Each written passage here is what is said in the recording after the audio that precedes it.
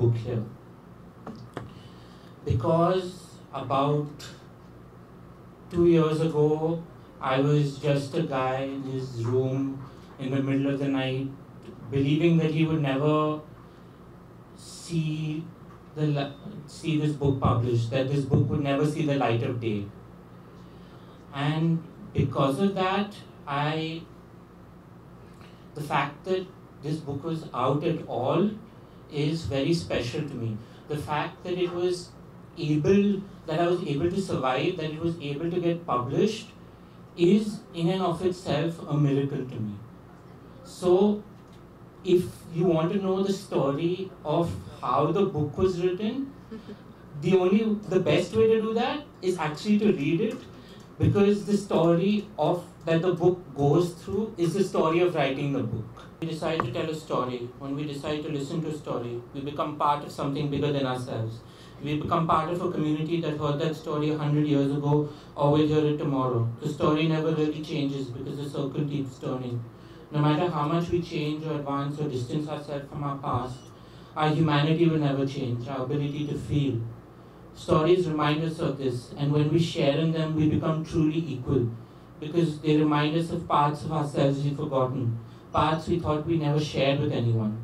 We finally remember that we're not really alone, that the pain we're feeling is being felt by someone, somewhere else, and they're surviving, that we can too, and maybe we can survive together. It helps us believe that by the very telling and the listening of these stories, we enable that survival together. We become less lonely because we have someone there for us, someone who understands.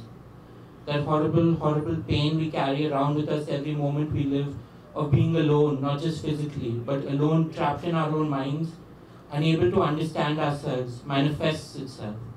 Suddenly we're able to express the most human of feelings, to finally express our deepest loves, share our darkest fears, expunge our worst sorrows.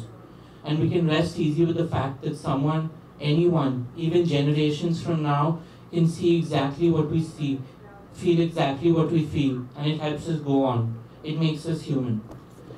I think that's pretty damn magical. Illness. You know, it is a particular kind of illness, like we have all other illnesses. There are cures for it, you're not all gone. In our kind of society, we don't even have the right vocabulary.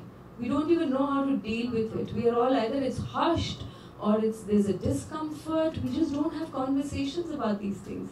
And here was this 22-year-old who not only had conversations, he seemed to have too many answers. Sometimes I had to remind him, you're just 22, okay? You still have a long way to go. So he's a wonderful mix of a child and an old soul.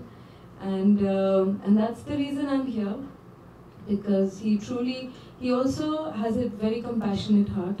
So while one can see that, okay, when you're OCD and you're all with yourself, but he has a deep desire to also share, a deep sensitivity towards others, and I think that's also somewhere that drives him. And that's something we all need to have more and more. So I don't know what mental illness is. I think we all have some kind of illness, some kind of idiosyncrasies. Some express it more openly, some don't. And I think these kind of books which are very personal and yet universal, like he said, it's genderless, faceless, nameless. It doesn't narrow you down. It kind of makes you feel that this could be me. I just read parts of it which he had earlier sent to me as part of the synopsis.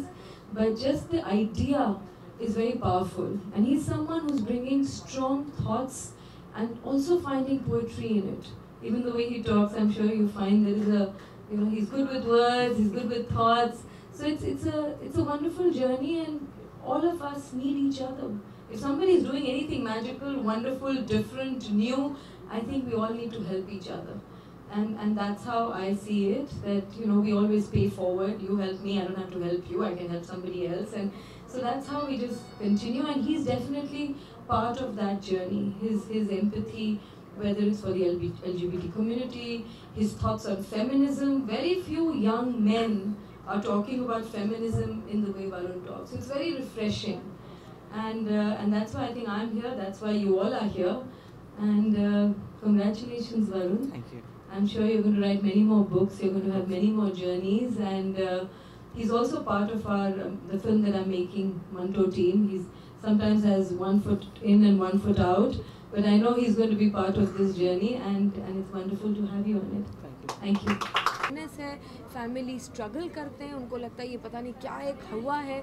So that's why it's so important कि इसके बारे में हम खुल के बात करें. तो वरुण अपनी भी जो सिचुएशन उसके बारे में भी उतने खुल के बात करते हैं. उन चीज़ों को उन्होंने किताब में भी इसीलिए डाला है.